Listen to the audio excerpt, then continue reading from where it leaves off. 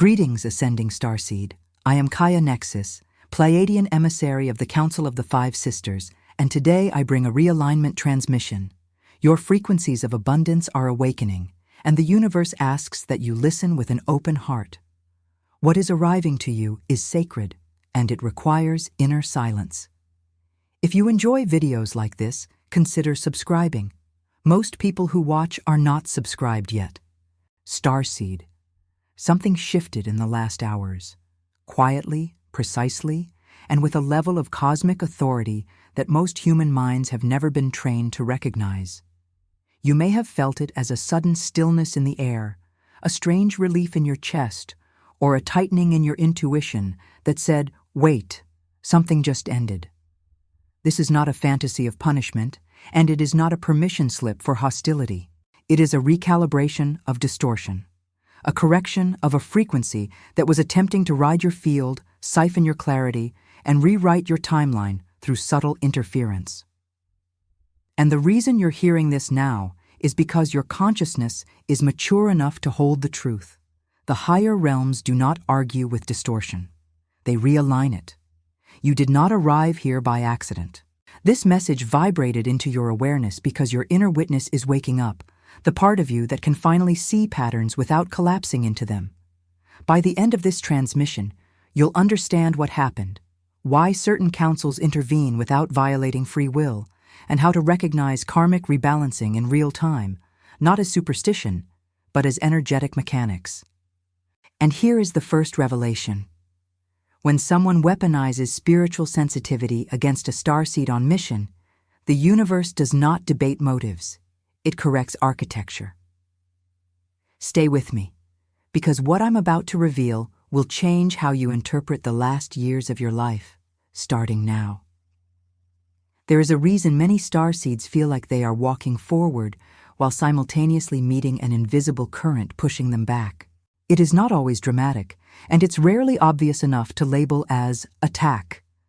Instead, it hides inside everyday sensations. Sudden exhaustion at the moment of commitment, confusion right before breakthroughs, conflict that appears with surgical timing, and doubts that feel like realism but carry an alien coldness. This is how distortion survives, by blending into normal life until you mistake interference for identity. As the Pleiadian transmit, a starseed timeline is not merely a sequence of events. It is a river of probability guided by the banks of your energy body. Your field doesn't just respond to reality, it helps select which reality can stabilize around you. When distortion enters the lattice, through old oaths, inherited survival programming, or external psychic entanglement, it doesn't need to destroy you. It only needs to bend your probability in small, repeating ways. It creates loops, and loops, repeated long enough, become your personality if you don't wake up.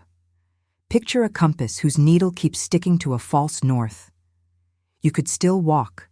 You could still make progress. But you would keep circling the same mountain from different angles, convinced you were going somewhere new. This is why people say, "I know what I'm here for, but I can't access it," or "I receive guidance and then forget it," or "I feel my purpose, but I can't hold it long enough to build." The distortion doesn't only block inspiration, it fractures trust, because a starseed who trusts their inner knowing becomes ungovernable by manipulation. Here is where it gets deeper. Distortion is often mechanical, not moral. It is not a verdict on your worth. It is not proof you are flawed. It is a pattern, a program, a resonance, something that can be measured, tracked, and repaired. The old paradigm trains you to personalize everything. If something isn't working, you must be broken. If you're tired, you must be lazy. If you're confused, you must be unworthy. But higher consciousness sees differently. It sees circuitry. It sees density. It sees resonance drift. And it sees exactly where probability gets hijacked. Let me tell you a story that will sound familiar. A starseed begins to wake up. They start meditating, changing habits, protecting their energy, creating something meaningful. For a week, they feel aligned, like their mission memory is returning.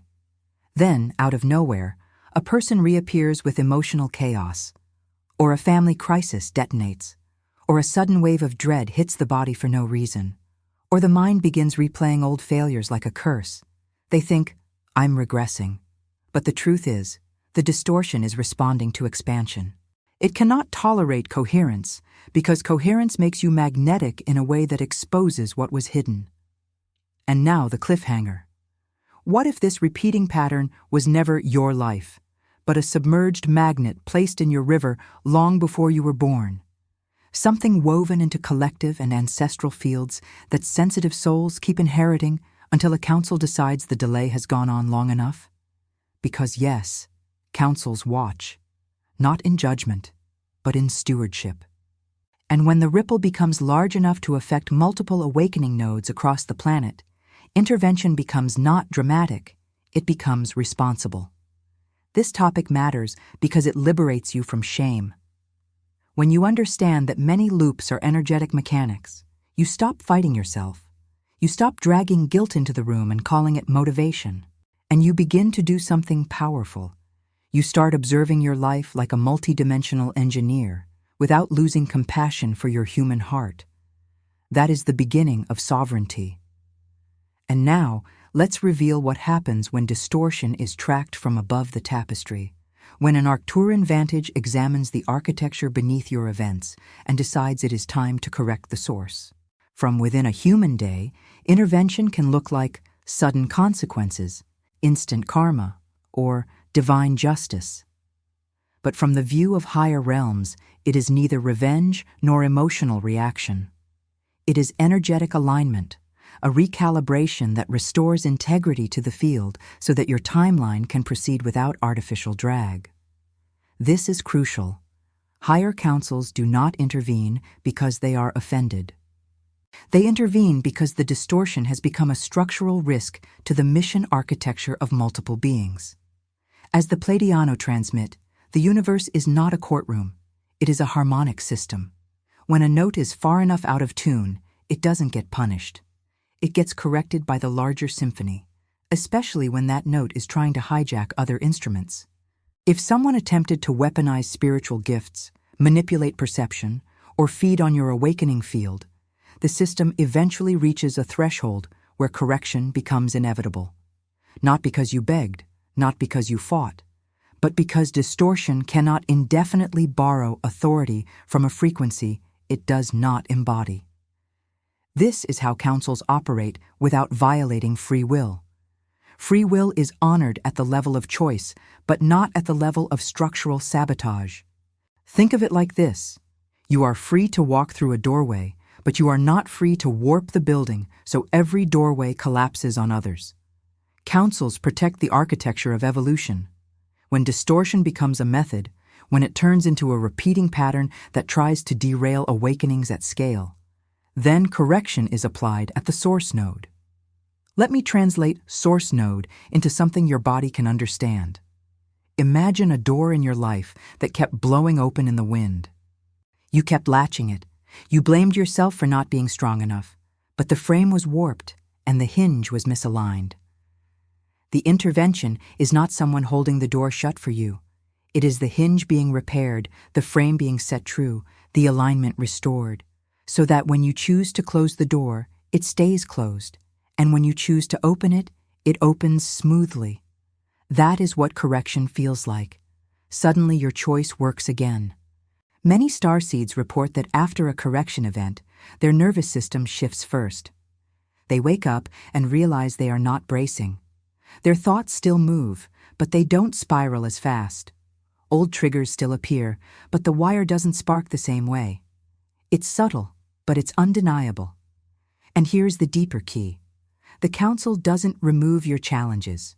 It removes the hidden static that was piggybacking on challenges to fracture you from yourself. So the lessons become clean. Growth remains, but sabotage loses access. Now the cliffhanger. If the distortion was sealed at the source, how do you recognize the signs that your field is now fortified, so you don't mistake peace for emptiness and you don't chase old drama just to feel something familiar? Because this is where many starseeds get confused. They are so used to intensity that calm feels suspicious. They are so used to struggle that ease feels undeserved.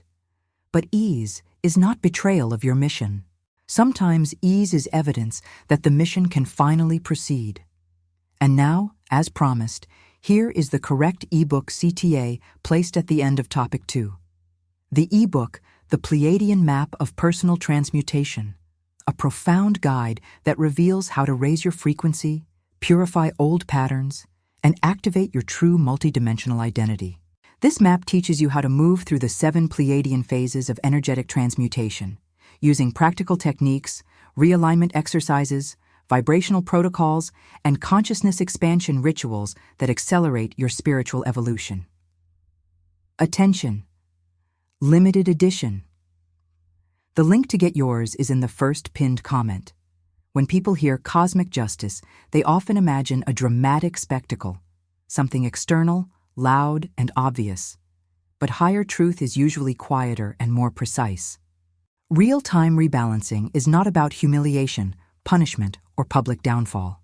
It is about probability correction.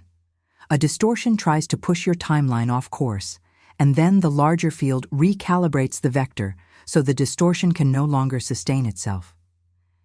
As the Pleiadiano transmit, rebalancing often happens in 3 layers. First is energetic exposure. What was hidden becomes visible, sometimes only to you at first. You suddenly see through someone's mask, or you feel a coldness you used to rationalize away. Second is access removal. The distortion loses entry points: your guilt, your need to explain yourself, your reflex to overgive. Third is timeline rerouting. Opportunities appear that would have been blocked, and old loops fail to restart. Here is a practical example. A starseed repeatedly attracts the same dynamic. Someone charming enters, drains them, confuses them, then disappears. The starseed blames their discernment, but after correction, the same type of person may still appear, yet the starseed feels something different in the body. Not fear, not obsession, just clarity. The starseed says no without over-explaining. The distortion tries its old tricks: love-bombing, guilt, urgency, but the hooks don't catch. The person leaves quickly because the field no longer provides traction. That is justice, not drama, but incompatibility with distortion. Another example. You keep trying to create something aligned: content, art, a healing practice, a business, and every time you commit, chaos appears. After correction, chaos may still appear, but it no longer has the same authority. You handle it without collapsing. You notice that solutions arrive faster. You don't spiral into self-attack. Your creativity returns sooner. The difference is not that life becomes perfect. The difference is that your identity stops being rewritten by interference. And now, the cliffhanger. What if the most important sign of cosmic justice is not what happens to someone else, but what happens inside you? Because your sovereignty is the real verdict. This is where starseeds must be careful. Never use cosmic justice as an excuse for hatred. That is how distortion recruits people, by turning spirituality into a weapon.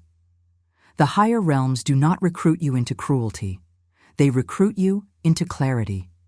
Your mission is not to celebrate collapse. Your mission is to embody coherence, so distortion cannot anchor near you again. If this message resonated with you, hit the like button now and tell us in the comments how this echoed in your consciousness. Now let's go deeper into the fortification itself, how your field becomes protected without turning you into a closed heart, and how protection actually feels when it's real. Many starseeds crave protection because they've felt exposed for so long. They've been sensitive in dense environments, absorbing emotional weather that wasn't theirs. They've felt targeted, not always by a person, but by the collective static of fear, distraction, and manipulation. So when a council intervenes, the immediate temptation is to build armor: walls, suspicion, isolation, hypervigilance. But true galactic protection is not armor, it is coherence.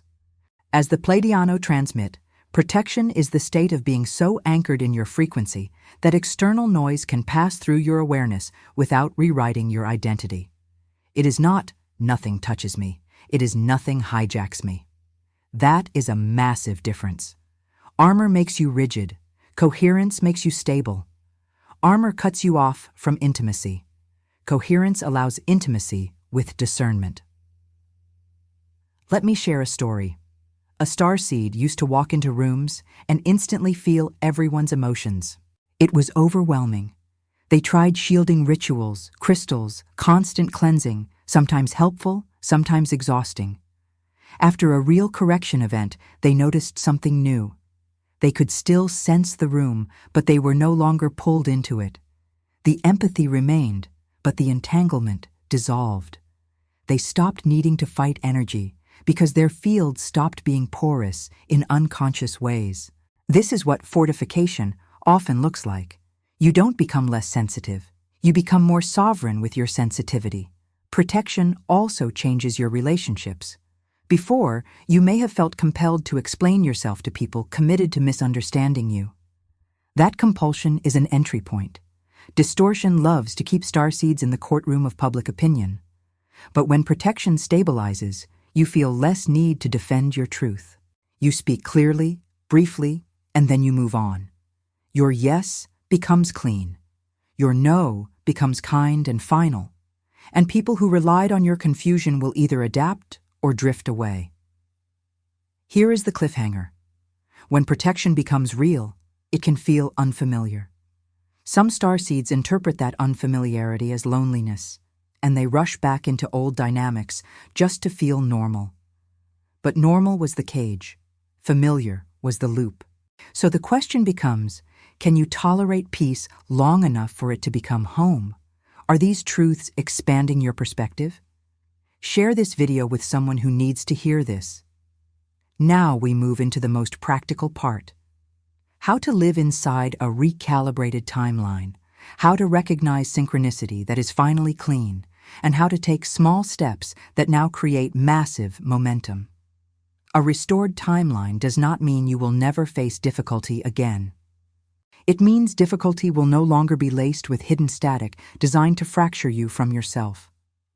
In a recalibrated timeline, lessons are clean. Growth is still real, but it no longer feels like walking through invisible glue. Your actions carry momentum again. Your intentions land. Your choices ripple outward instead of collapsing inward. As the Pleiadian transmit, one of the first signs of recalibration is a change in synchronicity behavior. In distortion, synchronicity can feel chaotic. Doors open and slam, signs appear, then vanish. Guidance arrives, then gets scrambled by doubt. In coherence, synchronicity begins to stack. You notice repeating symbols, the same phrase from different sources, the right person appearing at the exact moment you decide to stop settling. It feels gentler, less frantic, more inevitable. Here is the key.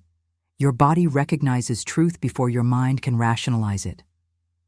In a clean timeline, truth has a signature. Ease in the chest, quiet certainty, a sense of yes that doesn't require bargaining. Not everything that sparkles is meant for you, but what is meant for you carries coherence. It doesn't hook you with urgency and fear. It invites you with alignment and clarity. Now the cliffhanger. If momentum is sensitive after correction, small choices become levers. A single boundary can shift years of patterning. A single honest conversation can dissolve a loop. A single creative act can open an entire network. This is why distortion tried so hard to keep you exhausted, because exhaustion makes you delay the one step that would have changed everything. Let's make it practical. After correction, do not wait for a big sign. Act on small nudges. Send the message. Apply for the opportunity. Clean your space. Choose the food that supports your nervous system. Say no to the thing that drains you.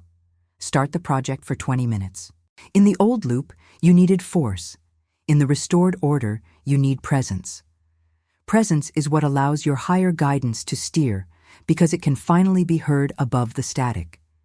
This is also where many starseeds discover their gifts become more stable. Intuition returns not as a dramatic voice, but as calm gravity pulling you toward what is true. Creativity returns as a steady current, not a burst followed by collapse. Manifestation stops feeling like performance and starts feeling like resonance. You don't chase outcomes.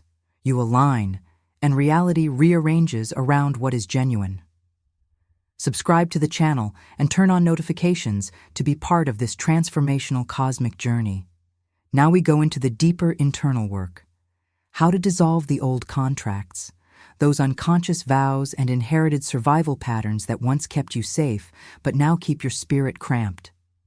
Many starseeds think interference enters only from outside, through other people, environments, or collective density. But one of the most overlooked truths is that interference often enters through agreements you didn't realize you made. Not conscious agreements, but energetic vows. I must struggle to be worthy. If I shine, I will be punished. I must carry everyone. If I speak, I will be rejected.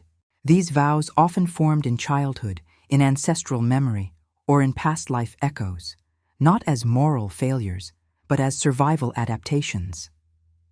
As the Pleiadian transmit, an agreement is like a doorway in your field. Even when a council seals external distortion, you still must choose to close the internal doors that would recreate the loop through self-abandonment. This is not blame. It is empowerment. Because it means you are not waiting to be rescued by the sky. You are partnering with the sky through conscious sovereignty. Here is an example. A starseed was raised to earn love through overgiving. They became the emotional caretaker, the fixer, the peacemaker. That pattern is not just psychological, it becomes energetic. It broadcasts a signal. I will abandon myself to keep connection. Distortion loves that doorway. It sends people who take without reciprocating. It sends situations where the starseed must prove their value again. The starseed thinks they have bad luck in relationships, but the field is replaying an agreement. So how do you dissolve it? You name it. You feel where it lives in the body, throat, stomach, chest, temples, and you breathe into it as if you are bringing light to a sealed room. Then you replace the vow with a new jurisdiction statement. I am safe to be seen. I do not need to suffer to be worthy. My gifts are guided by love, not by guilt. Do not rush this. Vows dissolve through repetition, embodiment, and new behavior, especially boundaries. Now the cliffhanger. When you dissolve old contracts, some people will accuse you of changing. They may call you cold, selfish, distant.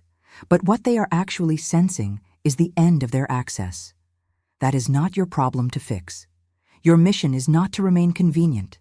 Your mission is to remain true.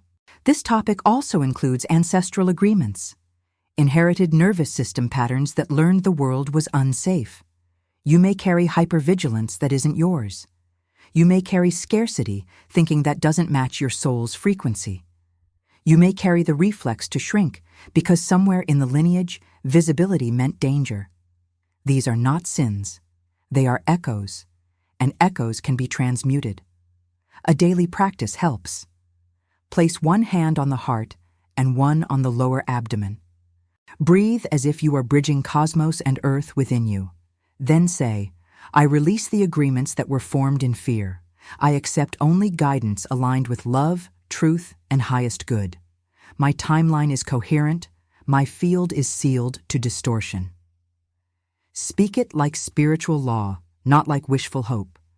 Over time, your subconscious reorganizes around the new jurisdiction. Now we arrive at the final integration.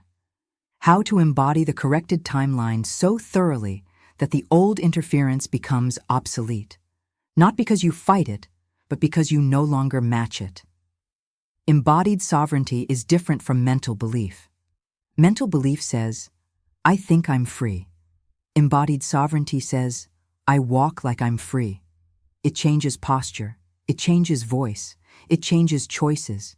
It changes the kind of timelines that can attach to you. Because the universe responds not to what you claim, it responds to what you embody. As the Pleiadian transmit, when a council seals a breach, they are not handing you a life without contrast. They are giving you a protected chapter, a recalibrated flow where contrast can no longer be used to fracture you from yourself. Challenges will still arise, but they will no longer contain hidden hooks designed to keep you looping. You will learn, but you will not be hijacked. You will grow, but you will not be rewritten by interference. That is the difference between a clean lesson and a distorted loop. This is where many starseeds feel grief for lost time. Let that grief move. It is not weakness. It is the nervous system realizing it no longer has to clench. Relief is holy. Relief is the body recognizing that safety is possible. And as that relief arrives, do not confuse unfamiliar calm with emptiness. Calm is not absence. Calm is space. Space where mission can finally land. Now the cliffhanger. The moment you stop bracing, your gifts often expand. Dreams become clearer. Intuition becomes steadier. Creativity becomes consistent. And your reality begins mirroring your inner order. But if you are addicted to chaos, you may feel tempted to recreate old intensity. Resist that. You are not here to worship intensity. You are here to embody coherence. There is also a social shift. When your frequency becomes clean, some connections dissolve naturally. You won't have to fight. You won't have to explain. Your field will simply stop matching, and new connections will appear. People who resonate with your mission without needing you to shrink or perform. This is how Star Family often shows up on Earth, not always as glowing ships, but as aligned humans who carry similar codes, similar ethics, similar devotion to truth. The mystical meets the practical in the form of community. So what do you do now? You practice remembrance, the old timeline fed on forgetting. Forgetting is not memory loss, it's slipping back into autopilot and self-abandonment. So each morning you reaffirm, my path is protected, distortion is sealed, my mission memory is clearing, I choose coherence. Then you take one aligned action, not 10, 1. Because in a recalibrated timeline, small actions create cascades. A single boundary can change a year. A single truthful yes can open a network. A single refusal to self-betray can collapse an entire pattern. And remember, sovereignty is not isolation. Sovereignty is wholeness. It is being so anchored in your frequency that external noise can pass through your awareness without rewriting your identity. You become a lighthouse. You don't chase ships. You don't beg the ocean to be calm. You simply shine, and what is meant to find you, finds you. If this message impacted your life, leave your like, comment your reflection, and share with others. Each of you is part of this chain of light.